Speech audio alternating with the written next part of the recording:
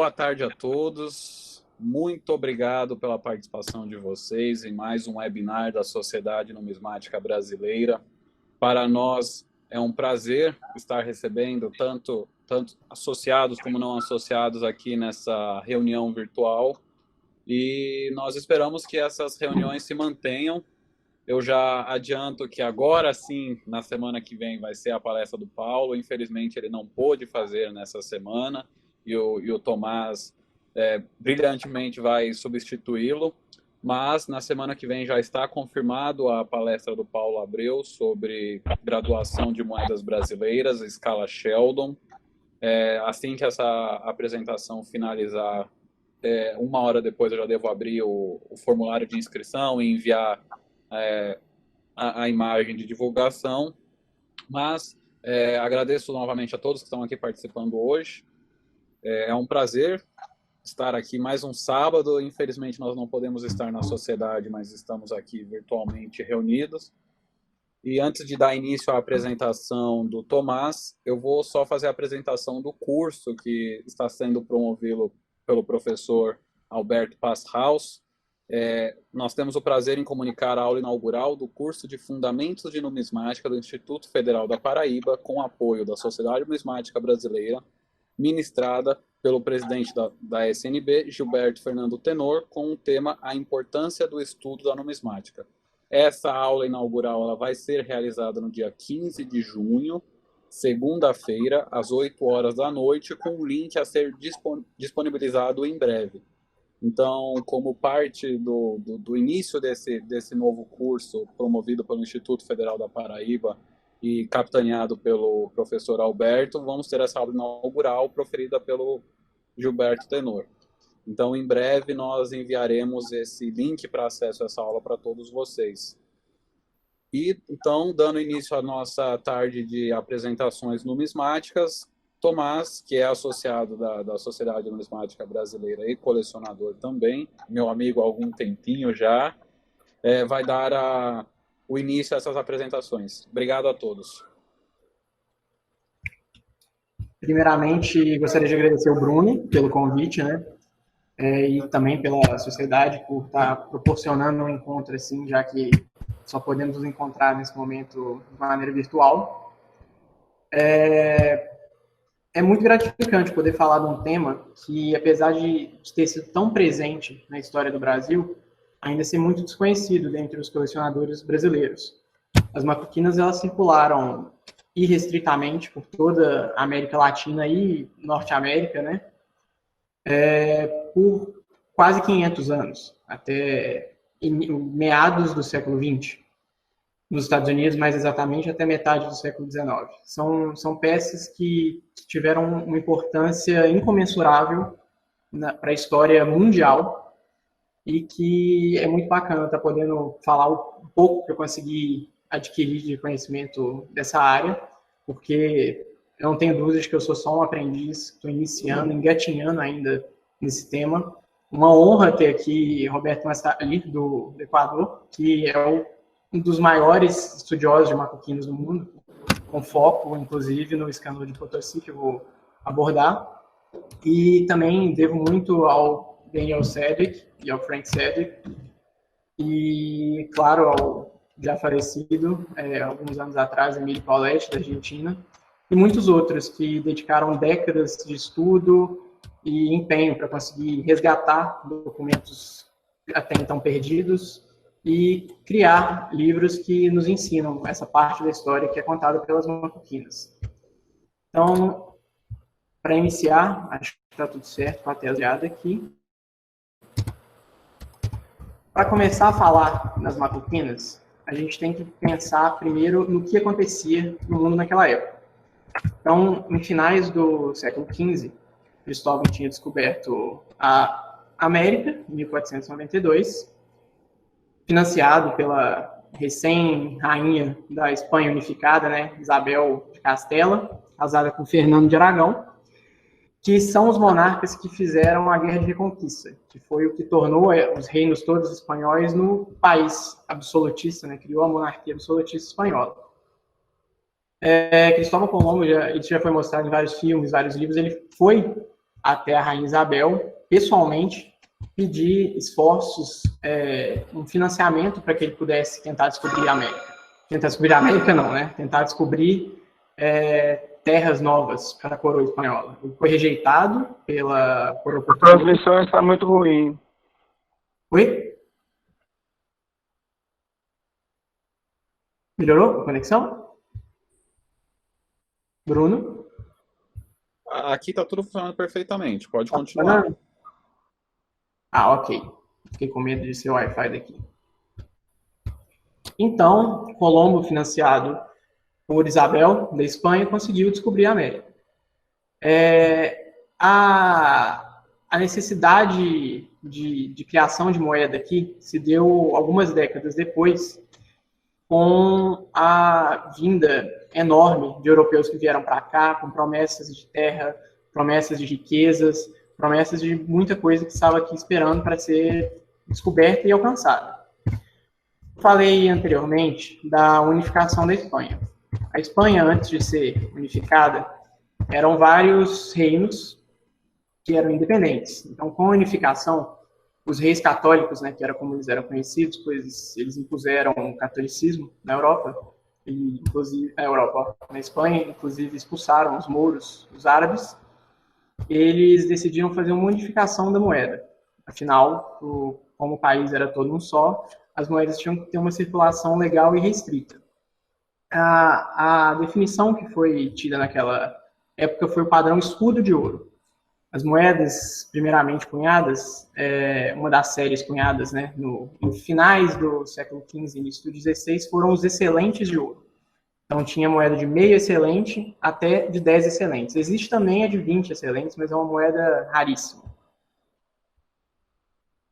Apesar do padrão ser ouro, as moedas que circulavam mesmo com o povo eram as moedas de prata. Então, aqui nós temos o real de prata como a base dessa circulação. O sistema que foi definido foi um sistema duodecimal. Então, a gente tinha desde um quarto de real, né? Essa primeira série foi do quarto de real até R$1, até o R$8. Então, nós temos uma sequência que vai dobrando de valor. E acompanhando isso são os pesos de cada moeda. Então, dessa maneira, a moeda de R$0,5 tem metade do peso da de R$1 e por assim vai.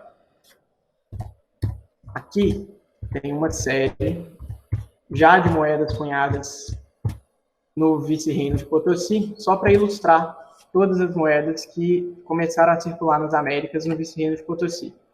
Porque vai desde o partilho, que é uma moeda bem escassa, é um quarto de real, até a moeda de R$8.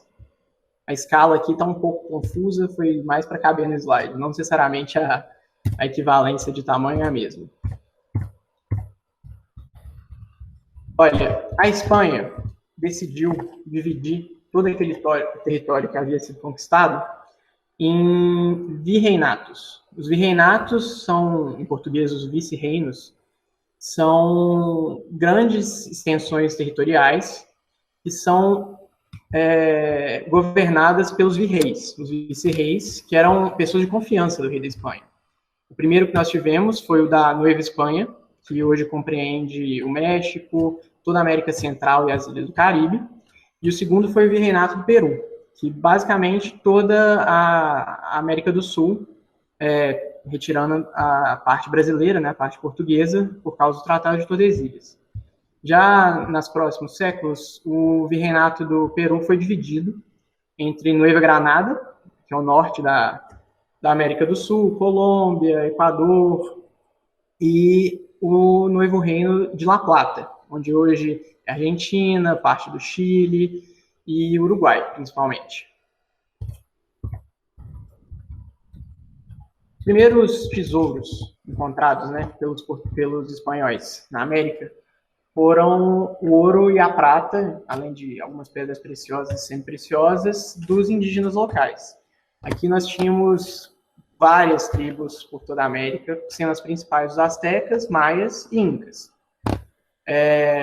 Sem falar dos toltecas, de vários outros que existiam. Os saques foram muito grandes.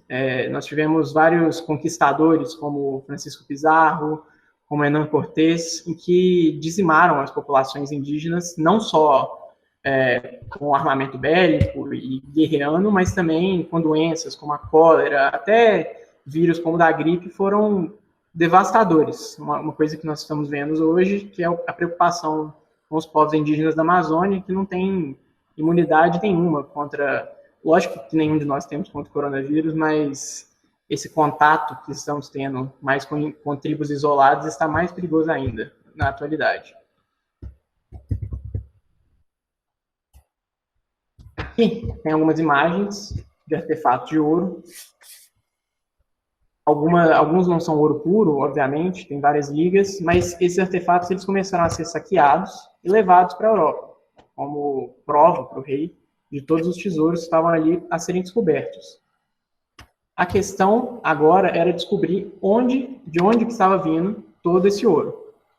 A partir do momento que os colonizadores, os conquistadores chegaram até as minas incas, até toda a produção de metal precioso, esse metal começou a ser minerado, refinado e transformado em barras. As barras, elas eram partidas para circulação local, porque tínhamos, mesmo que muito pequenos, existia um comércio local, tanto entre indígenas e o povo espanhol que estava aqui. Essas barras elas eram partidas em pedaços e ficaram conhecidos como ouro e prata corriente, que é ouro e prata corrente. Então, existiam alguns carimbos, algumas contramarcas para representar que esse ouro e essa prata ela havia sido pago o imposto do quinto, né, que era um quinto de tudo que era encontrado, e tinha que ir para a coroa espanhola, para a metrópole. Porém, por causa dessa rusticidade, dessa maneira muito primitiva de forma que eram feitas as barras, era muito fácil de alguém que tivesse acesso a qualquer tipo de objeto de refino, de ferramentas, de conseguir fazer a prata e ouro sem pagar os impostos. Então, já em meados do século XVII, foi proibido toda a circulação de prata corrente e determinada a manufatura de moedas. As primeiras moedas, existem várias casas da moeda. Temos Santo Domingo, temos o México, temos Panamá, Venezuela, em vários períodos, umas casas que são menos conhecidas por causa da raridade das moedas. Eu mesmo não me aprofundo nesse tipo de moeda, eu me aprofundo na coleção mais moeda de Potosí, Guiné e México. Inclusive, não me aprofundo muito nessas moedas de Carlos e Joana. Foi a primeira série feita no México, né, em 1535. Existem pessoas atualmente que, inclusive, não dizem que essas peças deveriam ser consideradas macuquinas. Eu considero, porque macuquina seria tudo que foi cunhado em prata no período colonial. Mas a perfeição, digamos, né, dessas cunhagens é uma qualidade muito superior às macuquinas que nós temos quando pensamos em macuquinas, faz com que estudiosos separem essa série cunhada no México, como a de Santo Domingo, na República Dominicana e outros locais, das macuquinas em si. Mas nós temos aqui que em 1535 foram cunhados os R$3, R$2, R$1,50 no México.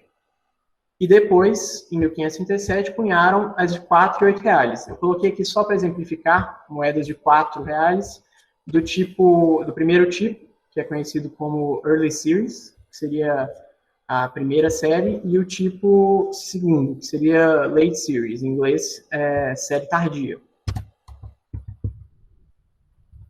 Temos também, como já mencionei, na Casa da Moeda de São Domingo, foram cunhados os R$4, R$2, R$1,50. Além dessas moedas de prata, foram cunhadas também moedas de cobre, que são bem escassas de aparecer. Uma coisa interessante nesse design é que foi representado de um lado o escudo espanhol, representando o reino de Castela e Leão, com o leão e o castelo, e do outro lado tem a representação das colunas de Hércules. As colunas de Hércules, elas são, tem aqui a da esquerda e da direita, elas são representações mitológicas do período greco-romano, que são uma representação do que hoje a gente chama de Estreito de Gibraltar. É aquele pedaço de água que separa a Europa do norte da África, né? Que separa a Península Ibérica do norte da África. Então, temos essa representação aí, com a inscrição em latim plus ultra. Numa tradução livre, assim, seria além de, para além. Então, abaixo aqui, onde nós temos as ondas, seria uma forma de se dizer que o reino espanhol, né, que na época dominava o Estreito de Gibraltar, dominava o Marrocos, o norte da África, ele dominará com as suas coroas, o seu poder, para além mar. Por isso que nós temos as ondas embaixo. Para além, as terras a serem descobertas, a serem colonizadas, serão dominadas pela Espanha. Esse tipo de reverso foi substituído mais tarde, quando tivemos o início da cunhagem no Virreinato do Peru, mas ele voltou depois, eu vou abordar essa parte. Aqui nós temos uma foto atual, claro, e uma representação da época do Cerro Rico de Potosí. Cerro Rico é o nome da montanha. O Cerro Rico de Potosí, ele é simplesmente a maior reserva de prata já descoberta em toda a humanidade. Ela foi descoberta por acaso. Eu acho que referências dela ter sido descoberta em 1545, mas também em 1525, então dá para dizer com certeza que foi na primeira metade do século XVI. Ela foi descoberta por acaso e criou uma migração enorme de pessoas para Potosí para poder minerar essa prata. Há relatos de que no final da primeira metade do século XVII, já existiam... 17 não, do século XVI, já existiam 150 mil pessoas em Potosí, na cidade que foi formada aos arredores da mina. Essa mina, e toda a mineração, a partir daí, ela foi realizada por meio de concessões. Então, o que acontecia? O rei colocava sob licitação ao maior licitador, num leilão em que quem pagasse mais teria o direito de fazer a mineração do metal e o direito da amoedação.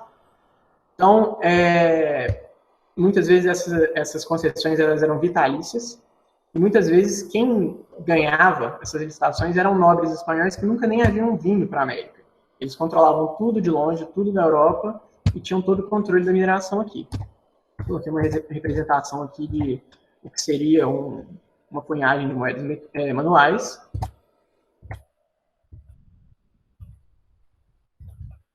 Tem a foto de um cunho.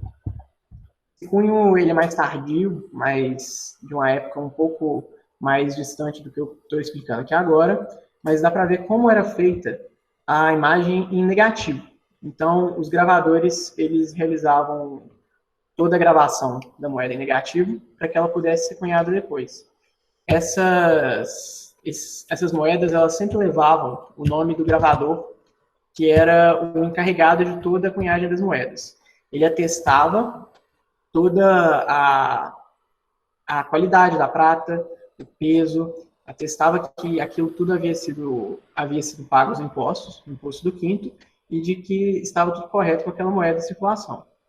Por causa disso, nas iniciais dos gravadores, que tem um exemplo de 2 moedas mexicanas, a gente podemos ver a sobreposição de letras dos gravadores. Isso ocorria porque, na época, o preço do aço, esses cunhos eles eram feitos em aço, era mais elevado até que o preço da prata. Então, como era de difícil acesso e difícil manufatura, era muito comum, assim, que a concessão era vendida ou passada para frente, que o próximo gravador pegasse e apagasse a letra do gravador anterior e colocasse a sua letra. Então, nessa aqui nós temos uma moeda em que o F foi sobreposto à letra A. Dá para ver claramente a letra A e também a letra F. A mesma coisa acontece no de baixo.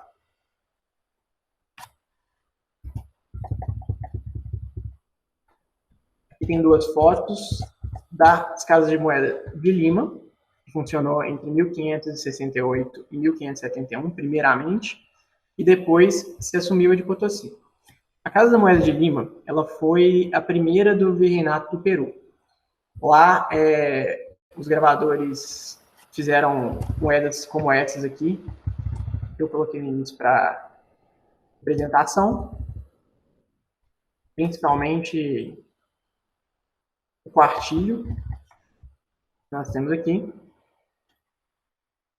Porém, ela foi fechada, não fechada, ela teve o seu gravador e muitos dos funcionários levados até La Plata. La Plata hoje é Sucre. Funcionou a Casa da Moeda de La Plata. Um minuto aqui. A Casa da Moeda de La Plata funcionou lá em meados de 1572. Apesar de tudo foi transferido para Potosí em 1573 por causa da altitude e das dificuldades, difícil acesso do local. Em moedas, principalmente os menores valores de R$1/4, meio, R$1, que foram cunhados em La Plata, é muito difícil diferenciar. Alguns dizem que é até impossível diferenciar de La Plata das de Potosí, porque foram usados os mesmos cunhos, toda a mesma mecânica manual. Essa é uma moeda aqui, já cunhada em Potosí, em que nós podemos ver aqui a letra P, que representa Potosí, a letra B, que é do gravador Ballesteros, que era quem era encarregado na época. As moedas, as primeiras moedas de Potosí, do Virreinato do Peru em geral, elas são moedas muito redondas. Elas respeitavam todas as determinações que vinham da Espanha para que a moeda fosse feita com qualidade. Porém, existe uma questão prática que aconteceu na época que determinou com que a qualidade caísse tremendamente das macuquinas.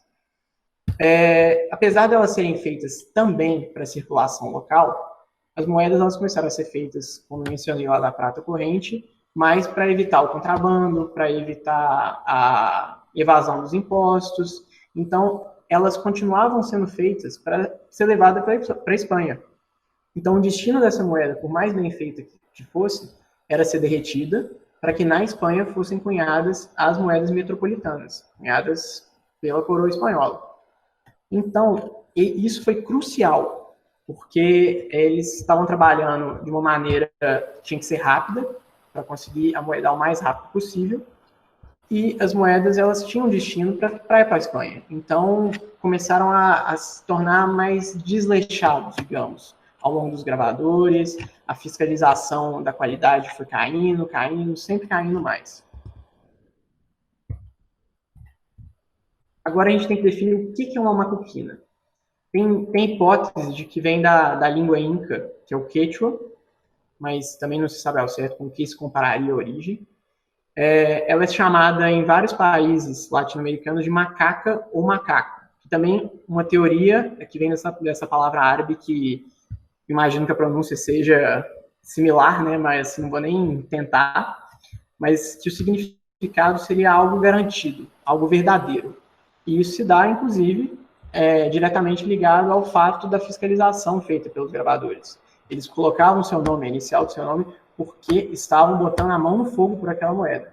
Significava que eles eram totalmente responsabilizados por qualquer divergência de peso, qualquer divergência de teor da prata, qualquer coisa que estivesse errado com a moeda. Os americanos, e atualmente em vários lugares do mundo, essas moedas são chamadas de cobre. A melhor teoria que eu consigo encontrar, existe gente que refuta também, é de que cobre veio de cabo de barra, que seria o fim da barra de prata, a ponta da barra de prata. Porque muitas peças dessa, já no período em que as macuquinas estavam sendo feitas de maneira mais desleixada, elas têm as extremidades retas com ângulos de 90 graus, onde dá para se ver de onde que ela veio, da ponta da barra de prata. Esses pesos teóricos, muitas vezes, eles não eram respeitados para cima e para baixo, digamos, porque as moedas saíam com alguns milésimos de gramo a mais e a menos também, até pela rapidez em que tudo era cunhado. Mas dá para perceber que o sistema respeitava o sistema duodecimal. Cada moeda ela tinha o dobro uma da outra. Essas moedas, como elas eram cunhadas de maneira totalmente manual, apesar das similaridades dessas primeiras macuquinas que são mais arredondadas e algumas são bem parecidas, não existem duas moedas de cunhagem manual idênticas, porque como era feita uma a uma, amarteladas, se aparecer alguma moeda macuquina ou alguma moeda de cunhagem manual idêntica, como nesse caso aqui que eu consegui localizar, todo o rebordo, todos os relevos são idênticos. Então, dessa forma, alguma dessas duas moedas é falsa. Foi feito por um molde de fundição, ou até mesmo as duas moedas podem ser falsas. E tem alguns dos formatos mais esdrúxulos das moedas macuquinas. Isso era uma questão que dava brecha a uma prática que era comum, né, no século XV até finais do século XVII e meados do século XVIII, que era a prática do cerceio. O que acontecia? Aproveitando desses formatos completamente aleatórios das moedas, muitos banqueiros e mercadores pegavam essas moedas e raspavam as bordas. Então, usavam lixas e limas para poder raspar lascas de prata e do pó da prata, para poder, gozando do fato de que essa moeda era muito aceita pelo valor que estava estampado nela, né? Em que um R$8 valeria pela prata os R$8, ocorreu um saque dessa moeda, porque depois de tantas raspagens, uma moeda que tinha 27 gramas acabava com 25 até 24. Muitas diminuíam bastante de tamanho. Eu consegui descobrir também uma menção de que outra prática para que se roubasse prata das moedas foi bem interessante.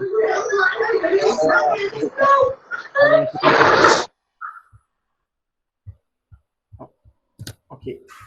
Outra prática que era muito realizada era a prática de que se colocavam alguns escravos com as moedas dentro de sacos de linho e eles ficavam sacudindo, batendo os sacos, onde as moedas ficavam chacoalhando, uma arranhando nas outras, até que depois de horas e horas removiam essas moedas, elas voltavam para a circulação e esses sacos eram queimados. Aí na queima desses sacos dava para recuperar todo aquele pó de prata, aquelas lascas de prata. Então, as macuquinas eram moedas que realmente sofreram muito com práticas como essas, sem falar do destino de todas, que era o derretimento. Aqui tem um antes e depois de uma macuquina. Não é necessariamente a mesma variante, mas só para ver como que toda a legenda, aqui que tem a legenda Filipe no latim, foi perdida na moeda de baixo. A moeda tem muitos sinais de circulação, está bem desgastada, mas a foto não está em escala entre as duas, mas dá para ver que as legendas inteiras da orla foram raspadas, de tanto que a moeda foi raspada. Isso, já no século XVII e século XVIII, gerou com que as nações criassem a famosa serrilha. Então, esses riscadinhos que a gente tem até hoje, né, nas moedas de circulação em vários países, eles serviam para garantir o leigo do povo de que a sua moeda não havia sido saqueada, não havia sido removida prata. Então, inclusive, eu já li algumas provisões que falavam para o povo não aceitar nenhuma moeda que tivesse com a borda raspada. Se a borda estivesse raspada, era para negar a moeda, que igualmente seria negada se fosse usada para pagamento de impostos e coisas do gênero. Aqui, agora nós vamos explicar como que era a cunhagem das macuquinas. Elas eram advindas das barras de prata, que eram cortadas em chapas. Essas chapas, elas muitas vezes, elas eram de formato diverso, e não necessariamente eram discos retos, eles não eram uniformes na superfície. Então eram ondulados, tinham bordas diversas, e após o corte, elas tinham o peso regulado.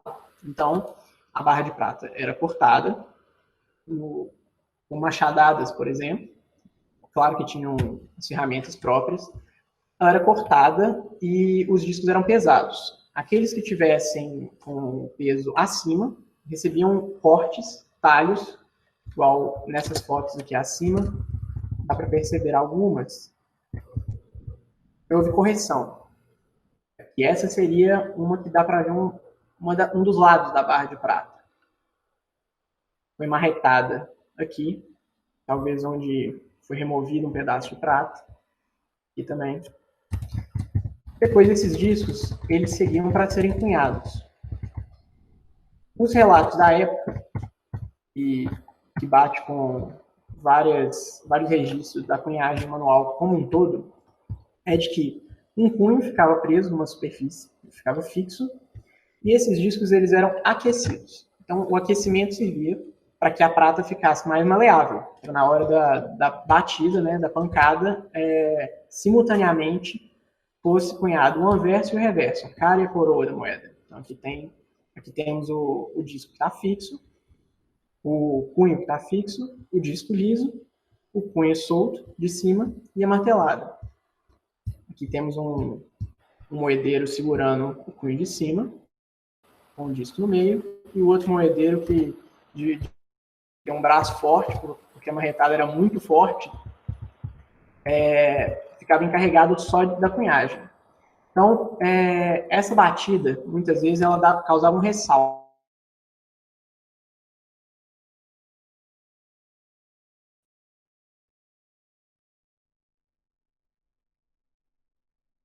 Tivesse não ficado muito boa, causava com que, no segundo caso, a moeda fosse novamente aquecida e martelada, ou então, no primeiro caso, um ressalto de cunhagem.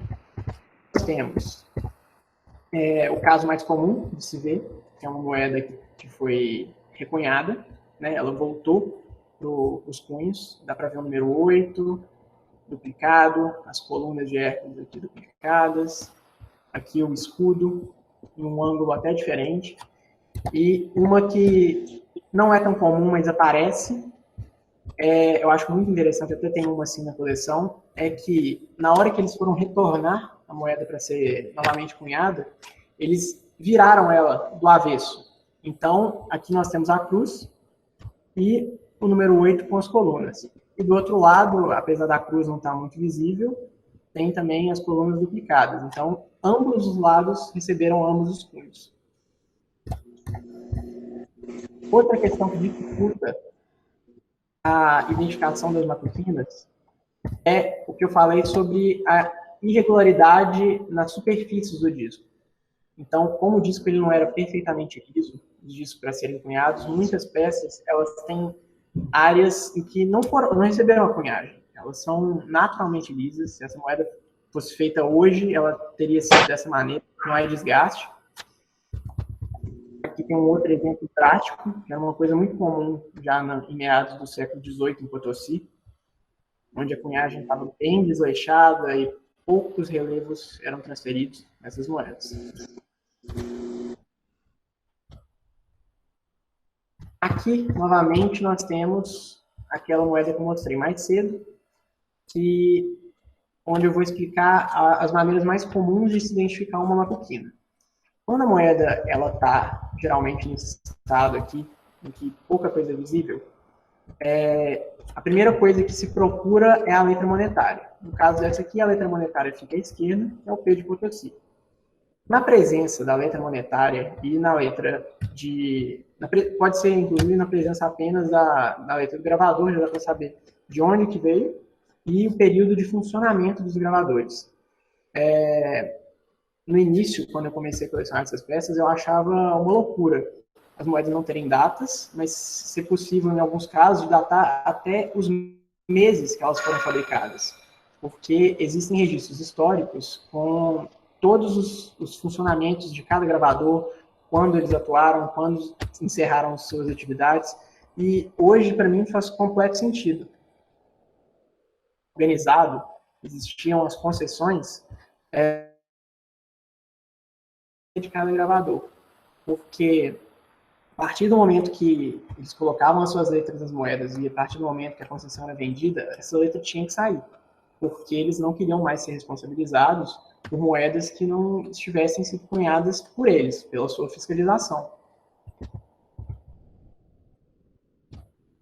Agora, pulando alguns anos, eu vou falar do divisor de águas da história da moeda macuquina, que foi o escândalo de Potosí, onde tudo eu aprendi, eu repito, foi com o grande Roberto Mastalli, uma honra que ele esteja aqui na apresentação. O escândalo de Potosí, ele foi nada mais nada menos do que um escândalo de corrupção.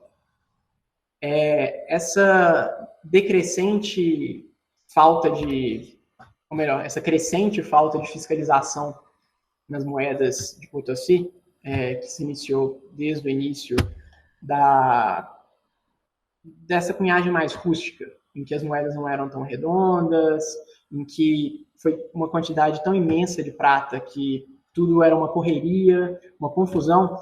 Essas moedas, ao longo dos gravadores, elas começaram a perder a qualidade da prata. A qualidade determinada era de 93%, então 930 mil partes de metal. Existem registros de que nem metade de algumas moedas estavam com a qualidade da prata que deveria estar. O teor não chegava nem a metade disso. Sem falar de algumas que tinham peso também completamente errado. Essa notícia chegou aos ouvidos de Filipe IV da Espanha, que mandou aqui para Potosí, o vice-rei do Peru, um inquisidor, que era o Dr. Nestário Marim, que ele veio com uma delegação exatamente para descobrir o que estava acontecendo. O motivo, quem era o culpado, quem era responsável por tudo isso. As investigações dele começaram no início de 1649, e ele realizou várias prisões, várias pessoas foram torturadas, muitos condenados à morte, gravadores, altos encarregados da Casa da Moeda, e eles começaram um trabalho, né, uma colaboração entre o Marim e o Virrei, né, para que tentasse resgatar a qualidade da moeda de Potosí. O nível foi tão grande do escândalo de Potosí que a coroa espanhola se tornou motivo de chacota na Europa, porque as moedas até então o que hoje é o dólar no mundo, que se você vier com uma nota de 100 dólares em qualquer lugar do mundo, ela vai ser aceita. Isso era o 8 reais, era o real de prata espanhol. Ele era a moeda que mais entrava no comércio das especiarias no Oriente, circulava o mundo inteiro, apesar de que, inicialmente, a ideia era ser derretida. Chegou ao rei da Espanha, porque começou a ter uma não aceitação dessa moeda, começou a ser considerada uma moeda podre, uma moeda de não confiança. Essa colaboração entre o Marim, o Virrei e os gravadores, eles tentaram corrigir a qualidade da prata. Então, em 1648, 49, na verdade, em 49, 50 e 51, tentaram corrigir a qualidade da prata, corrigir o peso, mas mesmo assim ainda estava tendo muita oscilação nessas moedas. Em 1650, o Filipe IV decidiu mandar uma ordem de regras, né, que ficou conhecido como a Pragmática de 1650. Nessa carta que ele mandou para o Novo Mundo, ele determinou que todas essas moedas fossem desvalorizadas, as moedas que eram cunhadas em Potosí até então, e determinou que fosse estabelecido um novo padrão de moeda, um novo design, um novo estilo, porque essas moedas elas tinham sido queimadas, não tinha mais como uma aceitação dessa, nem que tentassem mudar a qualidade da prata. Infelizmente, essa carta ela só chegou em Lima em 1651 e em Potosí só em 52. Então, nesse meio tempo, o Marim e o Virrei e os gravadores já haviam cunhado várias moedas tentando corrigir. Então, o que foi determinado? Nós temos uma moeda de 1648, à esquerda, né, inicial Z, Zambrano, que era o nome do gravador, 1649, 1650 e 51. Com exceção dessa aqui, que inclusive rara de se ver sem carimbo, todas têm esse carimbo, que alguns são uma letra coroada, outros são apenas a coroa. São vários carimbos que eu vou explicar a origem. O que ficou determinado a partir da pragmática e a partir das negociações? A desvalorização dos 8 reais, todos os 8 reais cunhados de 1649 para trás, que foi antes do Marinho começar a agir, né, a tentar coibir essa corrupção, foram todos desvalorizados de 8 para 6 reais. Como as moedas cunhadas entre 50 e 51 eram já sob análise do Marinho, eles sabiam que a prata e o peso tinham sido relativamente corrigidas, elas foram, tem até um erro aqui, digitação, elas foram desvalorizadas de R$ 8,00 para R$ 7,5. Já as frações de 4, 2, 1, meio, do que tiver sobrevivido das moedas de R$ 1/4, continuaram com o devido valor legal. Então, elas continuaram circulando como 4, 2 e seus respectivos valores cunhados. Mas foi determinado que essas moedas fossem todas recolhidas para derretimento. Então, como já dizia na pragmática, o design dessas moedas de Potosí deveria ser mudado. Então, o que, inclusive, o Dr. Roberto ele trabalha no livro dele, que fala das moedas, ele abrange todas as moedas transicionais de Potosí, são centenas, talvez milhares de variantes, foram as experimentações que aconteceram naquela época. Então, a gente tinha antes uma moeda, deixa eu voltar aqui, uma moeda de Potosí, que possuía um escudo com todos os brasões espanhóis, e do outro lado, a cruz Castelo Leão. Esse design foi substituído pelas colunas de Hércules, aquelas que foram resgatadas das primeiras cunhagens do México, né? Do México, de Santo Domingo e de outros lugares. Eles removeram primeiramente a cruz e mantiveram o escudo, e ficou então as colunas e o escudo, que são tipo mais escassos de aparecer. E depois foi determinado que o escudo fosse substituído pela cruz. Existem muitas variantes, muitos cunhos diferentes, mas, de regra, a escolha que foi feita, aqui já temos uma moeda um pouco depois, de 1655, essa aqui é de 52, essas duas. O que foi escolhido foi o padrão colunas de Hércules com a cruz. Coloquei aqui também algumas macuquinas um pouco posteriores, que, no caso, já da Casa da Moeda de Lima, funcionando, e aqui uma mais tardia, em 1766, de Potosí. No México, as cunhagens não foram alteradas, elas continuaram com esse padrão escudo e com a cruz. Sobre as variantes e a identificação desse tipo de moeda, uma coisa principal é que as moedas de Lima do Peru, de Lima e de Potosí, a cruz, ela não tem esses globos que na Casa da Moeda do México tem. Então isso é uma coisa que de cara já dá para separar. Apesar de ter algumas variantes que são similares, é algo fácil de determinar. Aqui a gente pode ver também que a data ela ficava na legenda.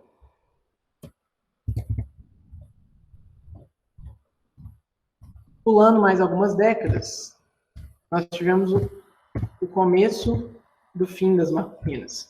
Então, aqui nós temos dois padrões de moeda. Essa aqui já é da Guatemala, na Casa da Moeda da Guatemala, e esse é o chamado clipe, que é um estilo de cunhagem da Europa, que não é uma cunhagem que não é a mecânica que nós conhecemos, não é feita em imprensas que são as utilizadas a partir do século XVIII, mas também não é uma cunhagem manual.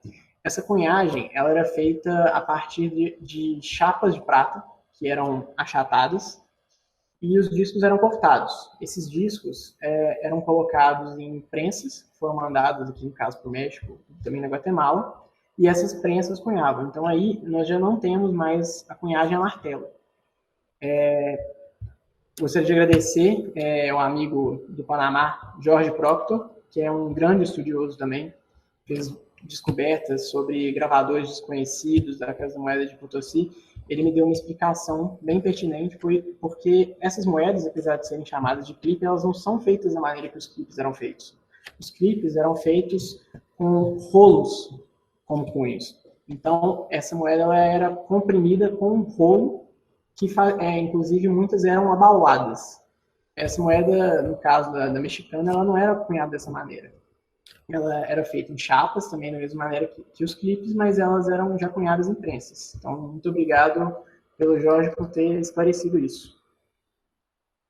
Aqui, nós já temos a moeda de cunhagem mecânica, que foi o fim da macuquina no México, que se deu já em 1700. Houve uma transição em que foi cunhada tanto as moedas do tipo clipe, tanto as moedas mecânicas e macuquinas, que foi no início da década de 1730. Mas já em 34 já não se cunhava, já em 35, por exemplo, já não se cunhava macuquina no México. O Peru seguiu depois, e por fim, Potosí, só que apenas em 1773. Então, durante o século XVIII inteiro, nós tivemos padrão colunário, cunhado no México e também no Peru, um pouco depois, no início no México, e que foi seguido das cunhagens de padrão busto, que já são também cunhagens mecânicas. Potosí chegou a cunhar alguns colunários, mas, via de regra, são peças bem raras. Via de regra, as moedas que foram cunhadas em Potosí no século XVIII foram apenas macuquinas, seguidas das moedas padrão busto.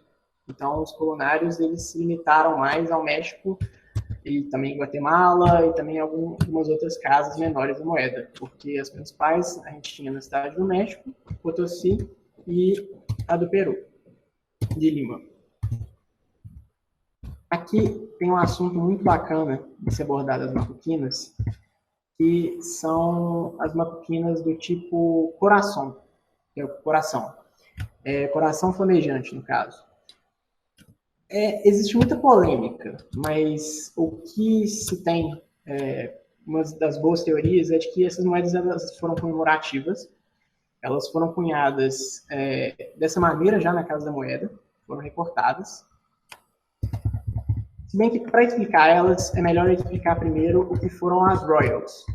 Foram essas moedas batendo o olho, depois de mostrar tantas maquinas retorcidas, maquinas recortadas e em formatos dos mais esdrúxulos possíveis, é de se estranhar, mas estão perfeitas assim. As Royals, elas eram feitas algumas unidades por ano, que eram enviadas para o rei da Espanha para inspeção. Então, o rei recebia essas moedas como uma prova do que estava sendo cunhado, apesar de que o que estava sendo cunhado aqui era bem diferente. Elas tinham o disco completamente redondo, todo preparado. Os cunhos eram dos melhores possíveis que tivessem disponíveis. Muitas vezes eram diferentes dos cunhos utilizados na cunhagem comum. A maioria dessas moedas aparece furada, porque o rei presenteava para a nobreza, para o clero, para figuras importantes. Então, elas eram usadas como medalhões, utilizadas em roupas militares. Então, voltando agora para o coração. O coração já é uma cunhagem que poderia ser chamada de comemorativa. Dá para ver a qualidade também dos cunhos que foram utilizados, muitas vezes utilizavam os cunhos das Royals. E os discos, eles eram feitos de maneira a aparecer o coração flamejante de Santo Agostinho. Santo Agostinho era o santo católico patrono da cidade de Potosí, então era o santo protetor da cidade de Potosí. E existem registros, relatos da época, de que, por exemplo, na época da coroação de Filipe V, no século XVIII, esses corações de Potosí foram até, inclusive, jogados para a população, para as multidões que celebravam as festas de coroação do rei. Mesma questão dos furos, elas eram usadas como pingentes, eram usadas como adornos, então a grande quantidade aparece furada. E uma coisa interessante, eu até tenho 2 exemplares que têm o recorte da época, mas não são verdadeiros, são moedas verdadeiras que na época foram entalhadas para imitar esses corações da Casa da Moeda. Uma coisa fácil de distinguir entre um coração feito posteriormente ou uma falsificação do feito na Casa da Moeda é que quase todas possuem o peso maior do que o peso. Então, assim, aqui nós temos um R$4, que deveria pesar em torno de 3 gramas. Eu não duvido que essa moeda tenha 15 ou até mais, porque eles não estavam preocupados com o peso. Eles estavam preocupados em fazer um adorno, uma moeda comemorativa. Então, evidentemente, se uma moeda cunhada para circulação, uma moeda talvez um pouco redonda ou não, para se tornar um coração, ela é picotada, ela tem a sua prata removida e acaba com um peso menor do que o peso teórico. Então, é uma maneira boa de se distinguir o que é original e o que não é.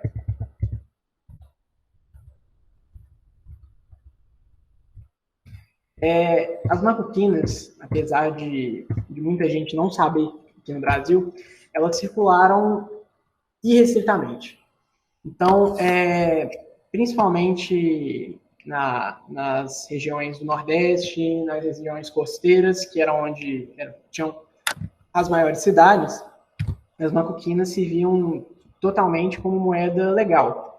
Na época, inclusive, do escândalo de Potosí, agradecer ao Alberto, né? Alberto Casals, que está aí. Infelizmente, ele não conseguiu localizar esse documento, mas esse documento existe. São cartas que ele descobriu da época em que o rei português mandava proibir a circulação das macuquinas do Rosário. Elas eram chamadas de macuquinas do Rosário por causa desse círculo perolado que existiam nessas macuquinas, ou seja, das macuquinas anteriores e contemporâneas ao escândalo de Potosí. Essas moedas aqui. Ele queria proibir a circulação dessa moeda, pois todos já sabiam que essa moeda não tinha mais confiança, não tinha qualidade boa de prata, e as cartas que o Alberto conseguiu localizar, existem relatos de que a resposta que o rei obteve era de que ele teria que abrir uma casa da moeda no Brasil. Na época, o Brasil ainda não cunhava moeda, existiam moedas portuguesas circulando aqui, moedas cunhadas em Portugal, para circulação no Brasil, mas o Brasil não tinha casa da moeda. Nos idos de 1640, 1650, no século XVII em geral. Tirando a última década, que foi quando abriram as casas da moeda. Então, o que foi feito? Essas moedas, elas acabaram circulando aqui no Brasil, tanto o tipo coroa, o tipo brasão com cruz e o tipo colunário, né, que são as colunas de Hércules, mas foi determinado a aplicação dos carimbos coroados. Os carimbos coroados, eu até outro dia acreditava que os carimbos eles foram aplicados no Brasil para regular, né, uma moeda estrangeira aqui, mas como o Alberto me explicou, né, o maior estudioso do Brasil dos carimbos coroados, esses carimbos eles aumentavam o valor da moeda em circulação. Então, a equivalência que a gente tinha de um R$8 era uma pataca portuguesa, que tinha um valor de R$320. O que os portugueses fizeram? Começaram a recolher essas moedas e mandar revalidar a R$480. Então, nisso, essas moedas eram revalidadas e todo esse ágio era benéfico para a coroa portuguesa, que recebia mais impostos, essa moeda passava a valer mais aqui, apesar de que intrinsecamente ela tinha só R$320 de prata. Não é um carimbo que vai fazer essa moeda valer mais, porque o que valia na época era o peso. Então, foram várias séries de carimbos, eu selecionei aqui apenas as séries em R$8, que foram carimbados também as moedas de 4, de 2, de R$1. E, de novo, obrigado, Alberto, pelas imagens, porque existem muitos carimbos falsos desse, eu fiz questão de pegar carimbos com certeza verdadeiros. E dá para ver como a ganância portuguesa funcionou. R$8 que valia R$320, primeiro se tornou 480, R$600 e por fim R$640. Então, sobre a explicação bem geral, uma explicação em que eu não adentrei em casas de cunhagem, eu não adentrei em gravadores, eu fiz só um apanhado geral do que foram as macuquinas, como elas surgiram, por que surgiram e da sua circulação na América e no Brasil. Como a gente já sabe que elas tinham um destino que era a destruição, que era o derretimento dessas moedas, como uma das coisas que fez com que elas sobrevivessem, além da circulação de muitas terem sido enterradas, muitas terem ido parar nas Índias, né, no Oriente, eram os naufrágios. Então, com a melhora da tecnologia já no século XX, né, na segunda metade do século XX, equipamentos de mergulho, submarinos, começaram a ser localizados tesouros de valor inestimável. O maior deles sendo o Nuestra Senhora de Atocha, que foi um navio que afundou na costa da Flórida em 1622. Aqui a gente tem uma foto do Museu do Mel Fisher, que foi o caçador de tesouros que localizou, em que dá para ver a quantidade de moedas de ouro, de prata, barras, lingotes, esmeraldas, correntes, todo tipo de tesouro que foi recuperado desses naufrágios. Então, boa parte das macuquinas que eu tenho na coleção e todos os colecionadores têm, são moedas que foram resgatadas do mar, então que escaparam do derretimento, que era o destino que elas tinham indo para a coroa espanhola.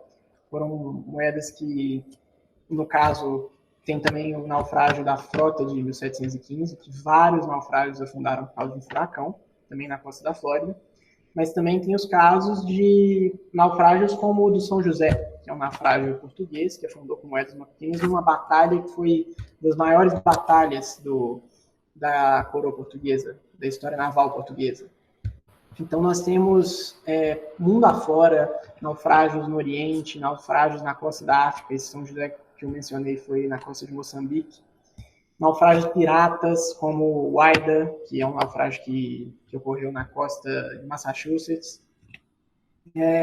São ótimas origens de moedas, porque geralmente a quantidade é muito grande, né, dessas moedas que são recuperadas, e infelizmente varia muito a qualidade, porque dependendo se o navio afundou, se for um navio afundado numa batalha que foi destroçado, as moedas elas são recuperadas em diferentes níveis de conservação, com muita ou pouca corrosão marinha. E é isso. Deixei aqui no final toda a bibliografia que eu usei para a produção desse material, sem falar de pesquisas também em sites ao longo dos anos, de muita coisa que eu escutei de outros colecionadores e documentos, mas quem quiser procurar mais saber dessas moedas que são incríveis para mim, são fascinantes, que são você tem um pedaço da pirataria, de todo aquele imaginário dos piratas, de uma coisa muito ampla que aconteceu na época dos descobrimentos e pelos séculos à frente. Então, quem tiver interesse em saber, estão aqui os livros do Emílio, como eu já mencionei, esse livro aqui mais antigo, mas também tem seu valor, do Dr. Selchuk. O livro do Cedric, que é um livro bem completo. Ele é um livro que não aprofunda, como o Emílio, por exemplo, que aprofundou muito em Potosí. Ele não aprofunda em cada gravador, em cada data de cada moeda, em cada cunho, mas ele dá um apanhado geral muito grande de todas as casas da moeda, de como eram as macuquinas. Obviamente, o livro do Dr. Roberto Massali, muito obrigado, Dr. Roberto, e mais 2 livros aqui do Emílio. Então, Bruno, como combinado, se já quiser abrir para perguntas. Bom, eu não tenho nem palavras para descrever essa apresentação de hoje. E a gente percebe o quanto esse tema é inédito para a maioria de nós pela quantidade de perguntas que apareceram no chat. Um total de 1 pergunta. Que isso? O Cristiano fez uma pergunta que você respondeu assim 30 segundos depois. Mas, pessoal, se alguém tiver alguma dúvida, por favor, manda aqui no chat que eu vou lendo e vou passando para ele. E eu vou aproveitar e fazer uma pergunta, que eu estou curioso. Se existe alguma técnica que a gente consiga, de uma maneira talvez não tão abrangente, claro, não tão certeira, diferenciar as falsificações, porque com certeza tem muitas falsificações dessas peças. Se tem alguma dica assim que ajude pelo menos a dar uma primeira olhada em alguma peça quando, né, pega na mão. Olha, pode ser uma coisa óbvia, mas no caso das macuquinas, a base é pesquisa. A familiarização do olhar, eu depois apesar de eu estar engatinhando, estar no início, tem poucos anos que eu coleciono macuquinas, só de pegar, por exemplo, uma moeda dessa aqui, na mão, já dá para saber, por exemplo, que ela é de Potosí. Aí, pela inicial B, você já sabe, pesquisando, e não precisa saber de cabeça. Pega o catálogo do lado, dá para comparar e ver que essa, por exemplo, é da época que elas eram feitas mais redondas. Então, ok.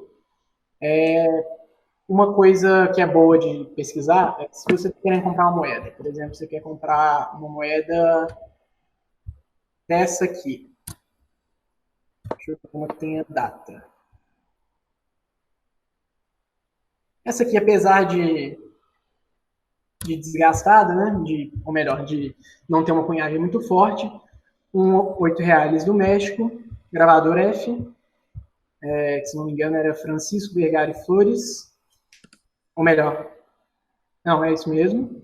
E aqui em cima a data, 1732. Você pesquisa no Google, existem vários registros de leilões, de vendas que aconteceram em sites privados. Um site que eu recomendo é um site que chama AC Search. Então, se o Bruno conseguir, o Bruno tem certeza que conhece esse site, se ele conseguir colocar aí no espaço de perguntas o nome do site, lá tem registros de leilões de décadas atrás. Eu acho que, inclusive, até de finais dos anos 80, onde você pode ver as moedas que foram vendidas. Então, nesse exemplo que eu dei, eu falei que não existem duas macuquinas iguais, e que se você encontrar duas iguais, é porque uma ou as duas podem ser falsificações de uma moeda base verdadeira, eu achei exatamente nesse site. Esse site eu pesquisei e vi que essas moedas, essas duas moedas, a foto na mão é uma foto que foi me oferecida, né? Me ofereceram a moeda à venda, e essa foto eu peguei desse site, onde eu achei a exata moeda, ou então essa é a verdadeira e essa é a falsa, ou as duas são falsas, e pude descobrir, porque, sinceramente, essa falsificação é boa.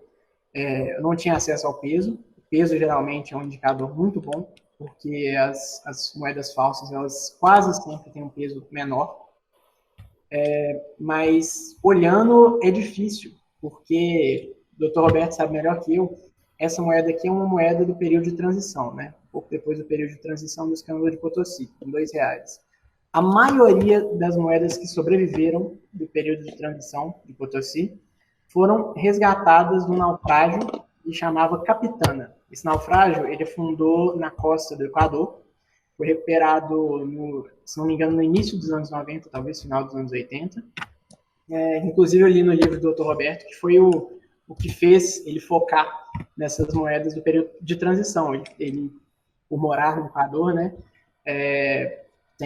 tinha proximidade, conseguiu conversar com pessoas que participaram do resgate. Então, isso é algo que eu assumo, já comprei uma coquina falsa, morri de raiva, porque achei que fosse moeda de naufrágio.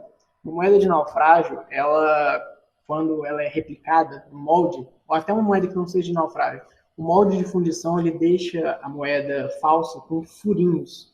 São resultados de bolhas do metal quente borbulhando dentro do molde, porém que podem ser similares ao resultado de uma moeda que ficou no fundo do mar sendo corroída. Então, essa aqui, quando eu bati o olho e vi que era uma moeda de transição, eu pensei na hora que seria uma moeda do naufrágio do Capitana. Eu pensei, ela tem uns relevos meio estranhos e tal, mas deve ser por causa de naufrágio. Mas se você pegar e der um zoom, dá um zoom aqui, principalmente nessa foto de baixo, eu agora, olhando as duas, eu já não acho que a da direita seja clone da esquerda. Eu acho que as duas são falsas. Por quê? Acima da cruz, a gente pode ver uma sobra de metal. Esses pontinhos são resultados das imperfeições do molde. Então, se fosse uma corrosão de naufrágio, obviamente, ela teria como se fosse uma ferrugem. Você pega um metal enferrujado, depois que remove aquela ferrugem, ela fica toda porosa, com furinhos de corrosão. Isso aqui é um alto relevo, então isso com certeza é de fundição. Eu dei algumas voltas, mas é porque é muito, muito difícil.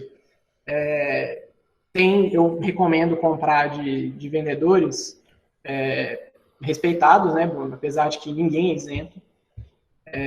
Existem maquinas que são certificadas, né, pela NZRC, PCGS e outras empresas certificadoras que dão a autenticidade das moedas, mas mesmo assim é bem complicado. Mas eu recomendo comprar de vendedores respeitados, como o Cedric, que é um dos autores que eu deixei na bibliografia, vou deixar aqui, caso alguém queira anotar.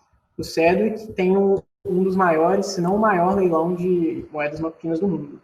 Então, 2 vezes por ano, é o leilão semestral. Ele vem com um apanhado de moedas de todas as casas monetárias, de ouro, de prata, de todos os períodos, e ele tem um grupo de especialistas para poder analisar aquelas moedas em mãos, né?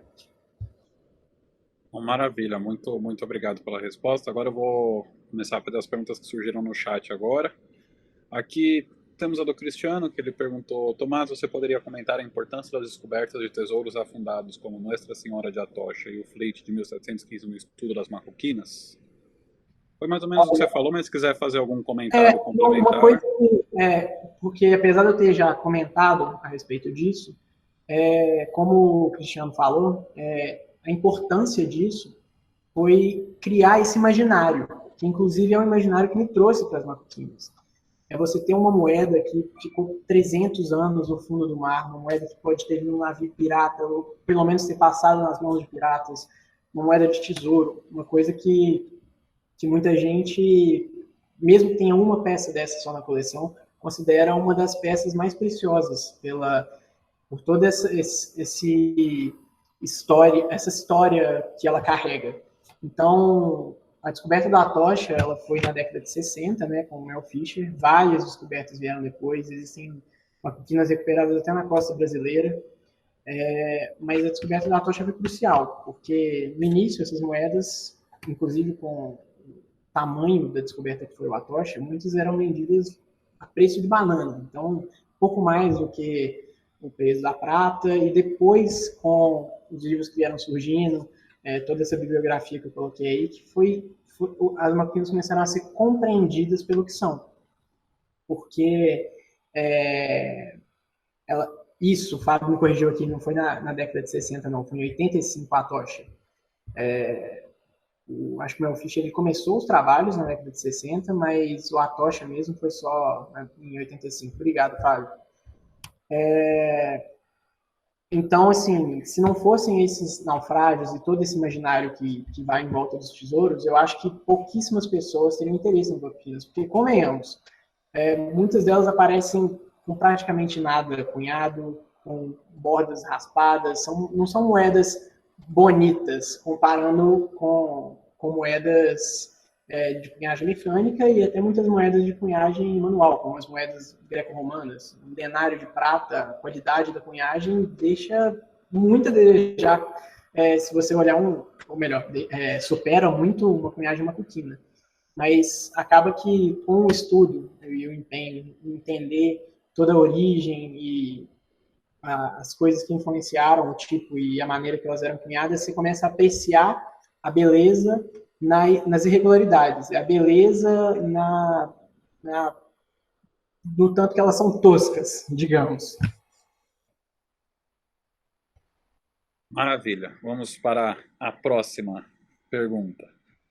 Do Léo, ele está perguntando o seguinte: por que mesmo serem feitas no mesmo lugar do garimpo, algumas macuquinas têm prata baixa? Olha, prata baixa você diz de teor ou prata baixa do peso? Eu acho que isso quer dizer do teor ele está falando. Sim, foi isso que deu a questão do escândalo de Potosí, porque as minas, elas não necessariamente, muitos geólogos aí, eu sei que tem uns colecionadores que estão assistindo, são geólogos, eles vão saber explicar melhor que eu, mas a prata de cada mina, ela não necessariamente tem a mesma pureza.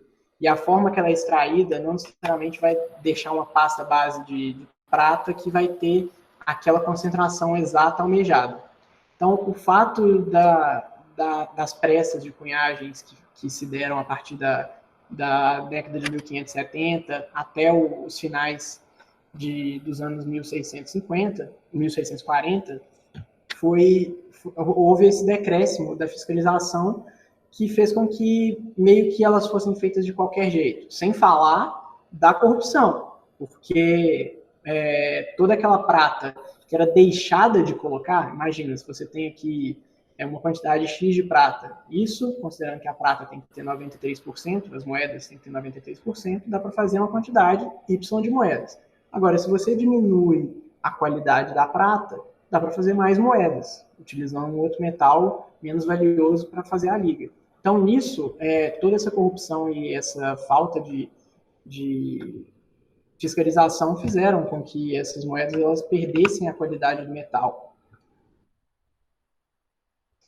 Perfeito. O Léo também fez mais uma pergunta que é a seguinte: existiam vários gravadores trabalhando em simultâneo, ou seja, para o mesmo ano, mesmo mês, existem marroquinos de diferentes gravadores? Olha, no mesmo ano existem maquetinas de diferentes gravadores quando um cessa os seus trabalhos e inicia o outro. Então, a concessão ela era única.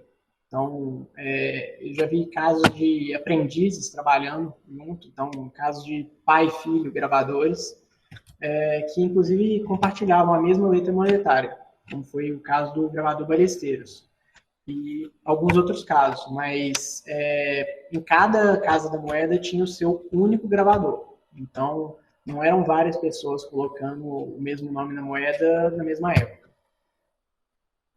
Beleza. Vamos para a próxima, então. Acho que é do Wilton essa pergunta. Como a União Ibérica se reflete nas moedas de Potosí? Olha, nas moedas de Potosí, eu acho que talvez a pergunta do Hilton tenha sido em relação a cunhagem, né? Ao tipo de cunhagem. Eu não diria que teve um reflexo muito grande. Durante o período da União Ibérica, que foi a união de Portugal e Espanha, né? Que veio com a morte de Dom Sebastião, em 1578, e o final da União Ibérica em 1640, as moedas que existiram também macuquinas cunhadas na Espanha, apesar de a proporção ser muito menor, claro, as moedas macuquinas espanholas e as moedas de cunhagem mecânica espanholas, elas possuíam, durante o período da União Ibérica, o escudete português. Aqui nós podemos ver, deixa eu dar um zoom, foi adicionado o escudete português aos reinos da Espanha. Então, assim, quanto à diferença da qualidade das macuquinas ter sido influenciada pela União Ibérica, eu, se não me engano, salvo erro, eu acho que não teve uma influência desse nível. Ok, a próxima pergunta do Léo é: existiam moedas de ouro emparentadas com as macuquinas, ou seja, a mesma série, ou o único metal usado foi a prata? Sim, sim, existia. Eu coloquei aqui o foco em prata, porque é mais o que eu tenho maior domínio, mas existia a série de ouro, macuquina, que seguia desde o 8 escudos até o meio escudo. Não, se bem que o meio escudo eu acho que já é de cunhagem mecânica, se não me engano. Mas elas eram moedas cunhadas concomitantemente, né, com as marroquinas, apesar de a maioria aparecer com um estado de conservação muito mais elevado, porque esse tipo de moeda não passava em circulação no povo. Então era uma moeda que era cunhada, entesourada e levada para a Espanha.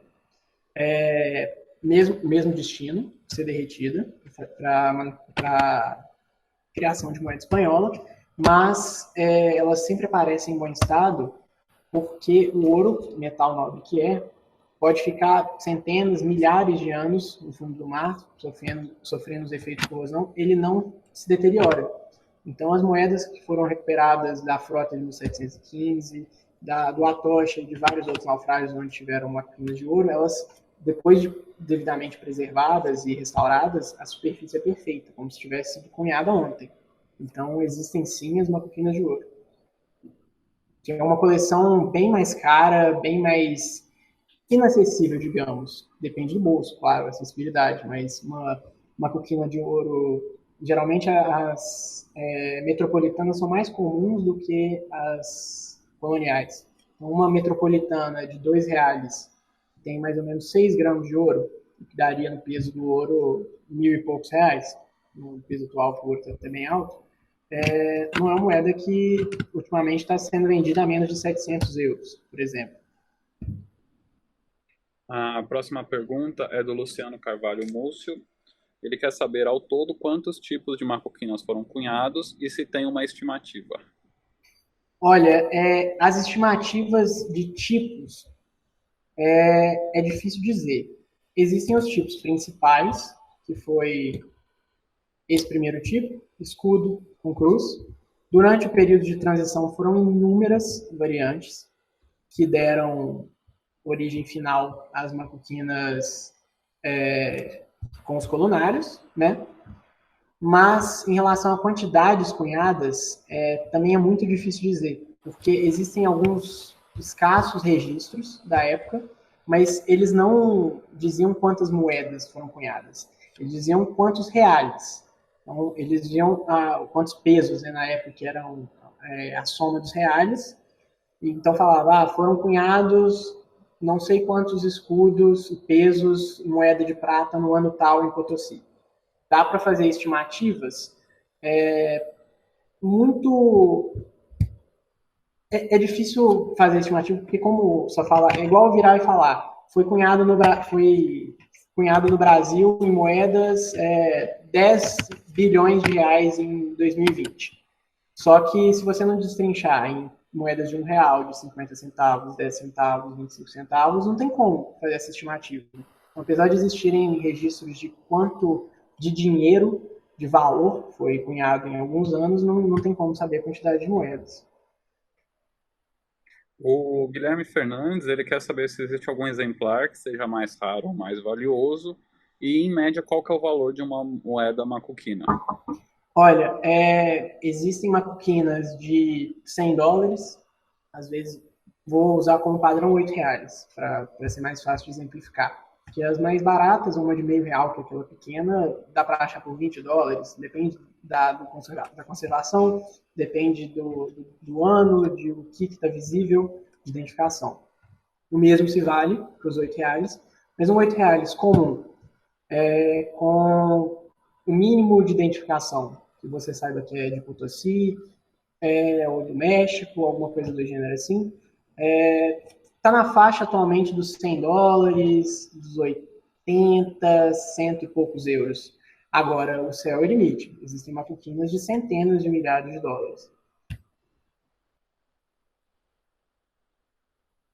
Então vamos para a próxima. Rogério Bertapelli. Caro Thomas, você sabe algo sobre os motins da moeda em São Paulo, ligado às mudanças de valor nestas peças?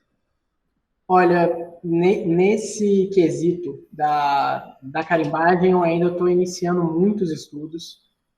Estou infernizando a vida do Alberto, que é o cara dos carimbos coroados, para ver se eu consigo aprender mais sobre tudo que estava acontecendo naquela época. Então, realmente, disso, eu inclusive tenho um carimbo coroado só na coleção, não é algo que é meu foco.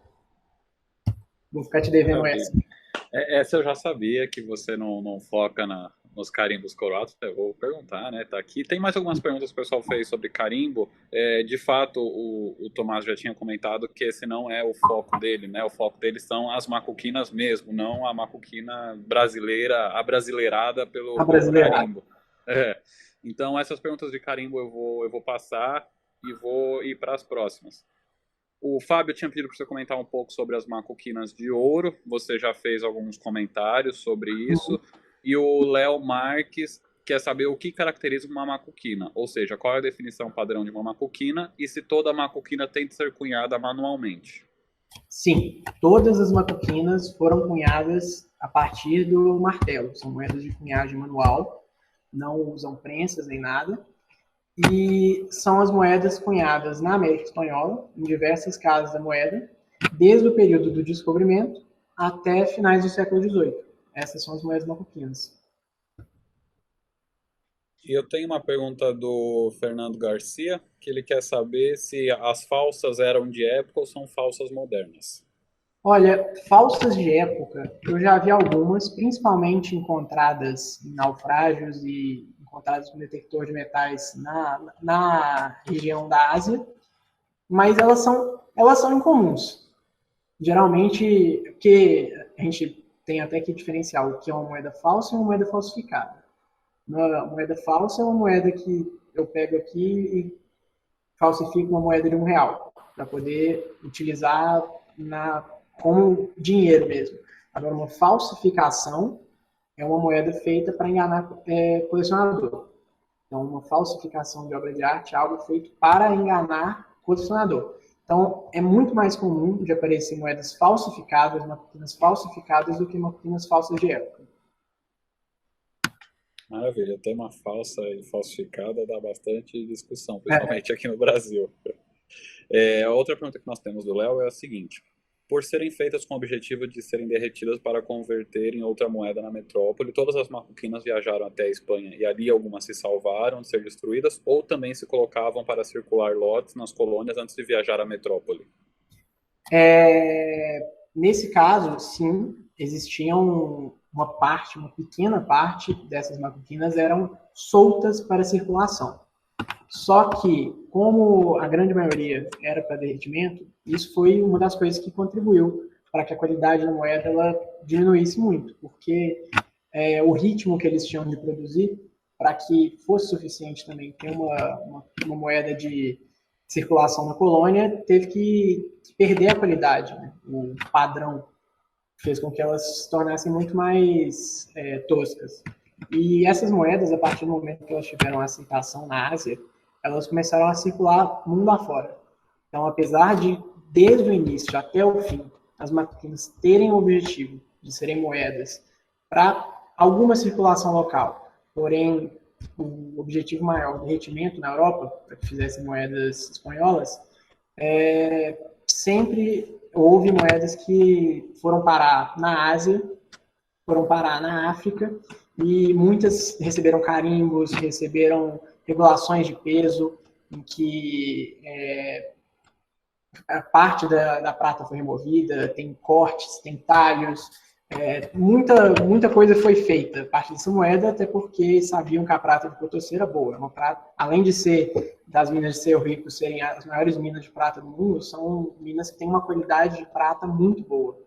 Então, acabaram se tornando moedas mundiais na época.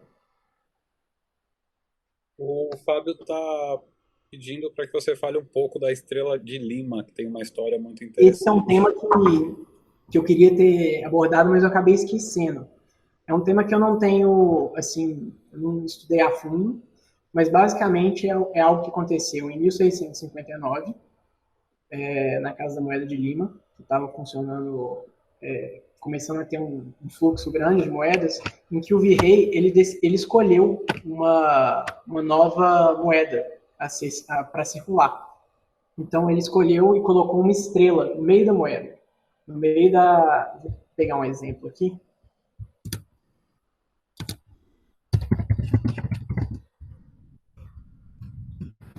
Basicamente, ele, sem autorização, determinou como seria a nova moeda circular. E foram diversas as consequências disso, foram poucas moedas que foram... Tá dando para aparecer aí, Bruno? Bruno? Tá sim, tá sim. Então, ela é conhecida como Estrela de Lima por causa da estrela que tem no meio. Infelizmente, eu não aprofundei nesse tema, então não consigo falar mais do que isso. Mas foi bem lembrado, não chegou a ser um escândalo, mas foi algo que aconteceu e teve... Eu acho que muita gente foi presa, muita gente foi condenada, e é algo que... inclusive 1660, eu falei isso, mas eu acho que... existe também 1659. Aqui uma de 1659. Foi um marco, sim, na Casa da Moeda de Lima. E a última pergunta que tem aqui no chat, se ninguém mandar mais nenhuma, claro, né? É do Lúcio Barros, e ele está perguntando por que as moedas antigas tinham uma rachadura na lateral. Uma pergunta boa. Inclusive, o Lúcio Barros é meu sogro. Feliz de saber que ele está assistindo. As cunhagens que eram feitas a martelo, eu mencionei que a pancada que o moedeiro dava ela era muito forte. Então, com essas irregularidades que a gente tinha na superfície da moeda e na espessura da moeda, muitas vezes elas acabavam rachando. Então, os discos, eles abriam uma fenda, né? Então, aqui, um exemplo.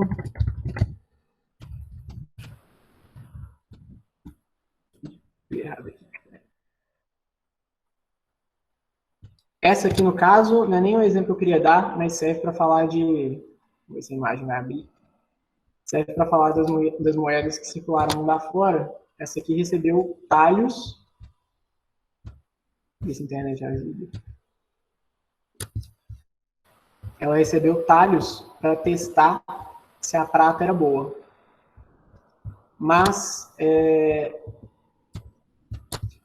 Deixa eu colocar aqui.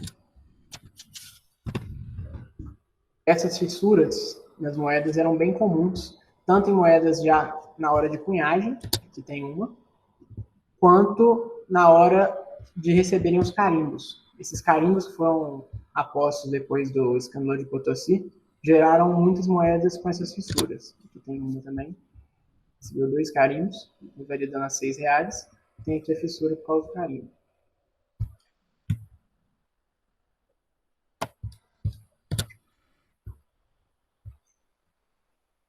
E só surgiu mais uma pergunta aqui do Alexandre Cabral da Costa, perguntando qual que é o museu latino-americano com mais amplo acervo de macuquinas. Vixe, isso é o próprio Costa que vai saber dizer. Ele fez a pergunta de propósito, hein? É, lógico que ele fez essa pergunta de propósito. Vamos lá. A pergunta do Marcelo Germinário. Existe algum indício de que essas moedas tenham passado pelo Brasil? Por onde eram escoadas essas moedas para a Espanha, principalmente as de Potosí? Essas moedas passaram sim, circularam irrestritamente pelo Brasil, com ou sem os carimbos coroados. E eu estava dando uma lida outro dia, uma indicação até do Alberto também, um livro que foi a última publicação do Laurentino Gomes, que escreveu 1808, 1822, chama Escravidão. Tem um capítulo em que ele explica todo o funcionamento do tráfico negreiro, que na época Portugal ganhou muito, afinal tinha todas as colônias no oeste da África. Eles faziam toda uma troca em que os navios vinham de Portugal, atracavam no Brasil, pegavam mercadorias como açúcar, cachaça, levavam essas mercadorias para a África, onde tudo era trocado por escravos. Os escravos eram trazidos de volta para a América e eram trocados por macuquinas, né, pelo dinheiro, que era o dinheiro que era pago pelos escravos, em alguns pontos principais, que eram entrepostos comerciais. Tinha onde hoje é Argentina e Uruguai, que era a entrada pela Argentina, né, onde tem a foz do Rio da Prata.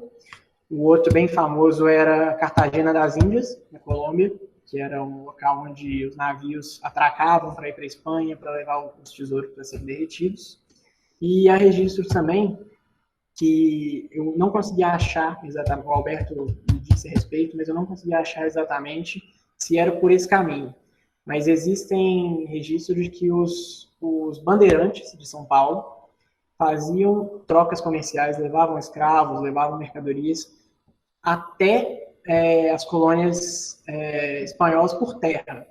Então, eles não iam pelos postos, não iam por navios, né, iam caminhando pelos caminhos, e eu imagino que eles tenham usado o caminho do Peabiru, que é uma coisa que devia ser mais difundida no Brasil, um caminho incrível, que era uma rota comercial pré-colombiana, bem mais antiga do que a descoberta da América, em que todos os povos indígenas, desde os incas até nossos índios pataxós, nossos índios da costa brasileira, eles realizavam trocas e seguiam desde do litoral de São Paulo, subindo toda a Cordilheira dos Andes para fazer comércio com os incas. Então, caminhos como esse, eu imagino que foram usados pelos bandeirantes para fazer essas trocas por macuquinas.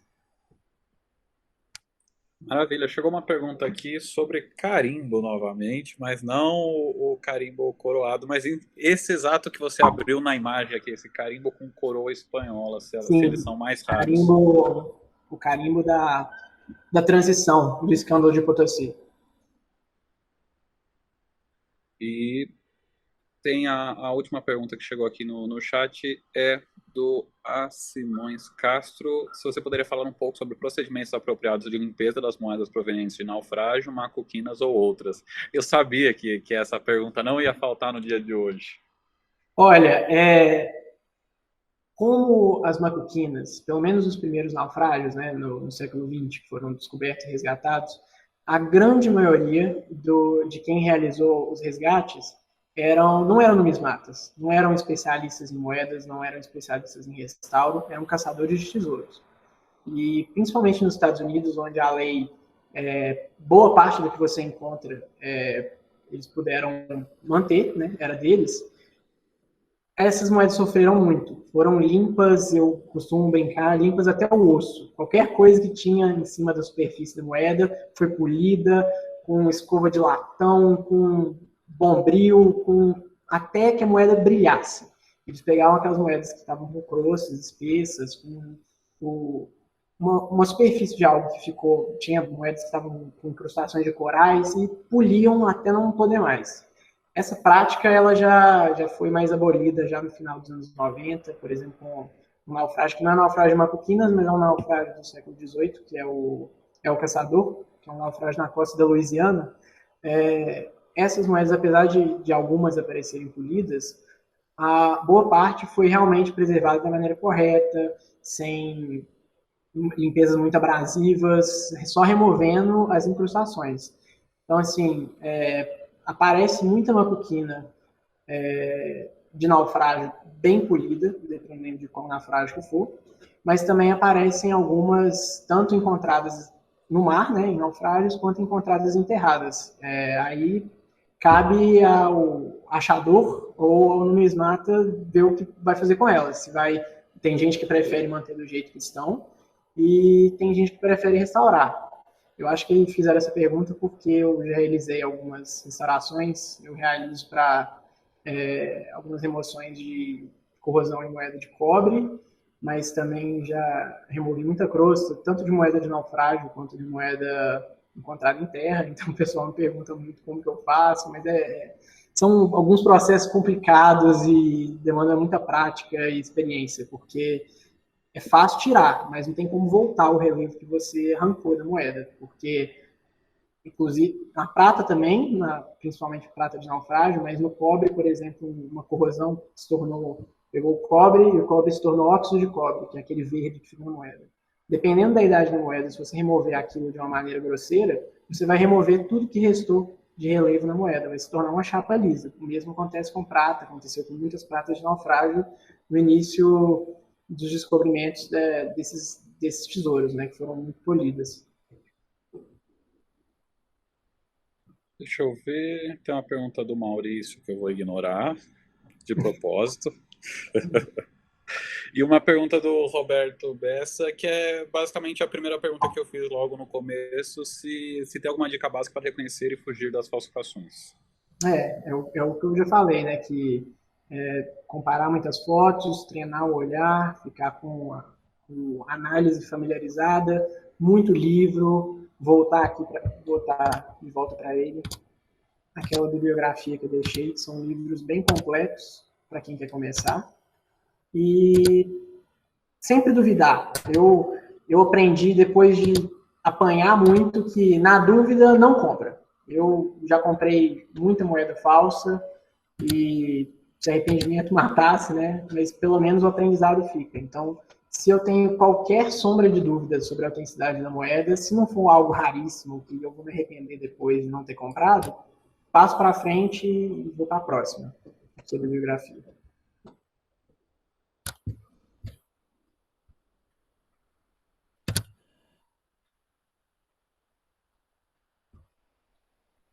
O Fernando, ele perguntou se você podia falar, porque ele ficou, na verdade, ele ficou muito curioso e ele queria saber algo mais sobre aquele carimbo com C coroado, se você podia falar um pouco mais sobre ele. Ele falou que nunca tinha visto 3 carimbos numa mesma peça, e então ele ficou muito curioso em relação à história e o grau de raridade delas. Essas moedas do período do escândalo de Potosí, a grande maioria recebeu carimbo, mas inclusive é mais raro de se encontrar as moedas que deviam ter sido carimbadas, é mais difícil de encontrar sem carimbo do que com carimbo, obviamente, porque a ordem era que fossem carimbadas e muitas acabaram derretidas.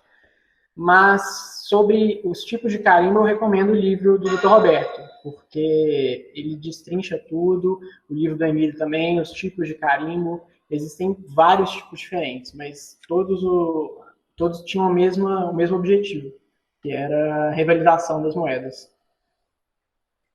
Maravilha. E o Rodolfo, ele falou que ele tem uma pergunta que é mais uma curiosidade sobre quais moedas você coleciona hoje. Hoje só macaquinho. Eu já colecionei moeda greco-romana, já colecionei moeda medieval, uma época só moeda portuguesa, e até outro dia eu colecionava, além das macuquinas, também os 8 reais que vieram depois das macuquinas, para aqueles que eu mostrei que tem um busto, só que decidi focar apenas nas macuquinas somente. Pessoal, então eu acredito que nós vamos encerrar por aqui hoje esse segundo webinar da Sociedade Numismática Brasileira e novamente eu reforço o meu muito obrigado ao Tomás que aceitou o meu convite quase que de última hora aí no decorrer da semana para poder fazer essa apresentação. E estava com medo de não ser o suficiente, sendo que Dá uma ele é lida fera boa, no tema. apesar de ter sido algo bem abrangente e sem aprofundar. Então, eu agradeço bastante, novamente, a sua presença aqui. Agradeço a presença de todos que nos assistiram hoje. Tivemos quase 80 pessoas na nossa sala virtual hoje, um público maior que o da semana passada, por incrível que pareça, até por ser um tema específico, que às vezes a gente acha que as pessoas não se interessam, sim, elas se interessam, então é muito bom poder falar sobre isso e mostrar, né, compartilhar o seu conhecimento sobre esse tema. E daqui a uma hora, mais ou menos, eu mando nos grupos de WhatsApp e posto na nossa página da Sociedade Numismática Brasileira no Facebook. Eu recomendo para quem não segue que nos siga lá, porque a gente sempre posta os nossos eventos, as nossas palestras lá, então é mais fácil se informar por lá. A gente vai postar o convite para o terceiro webinar, que será com o Paulo Abreu no sábado que vem, no mesmo horário, 2 horas da tarde, sobre graduação de moedas brasileiras, a escala Sheldon. Muito obrigado a todos. Obrigado, Bruno.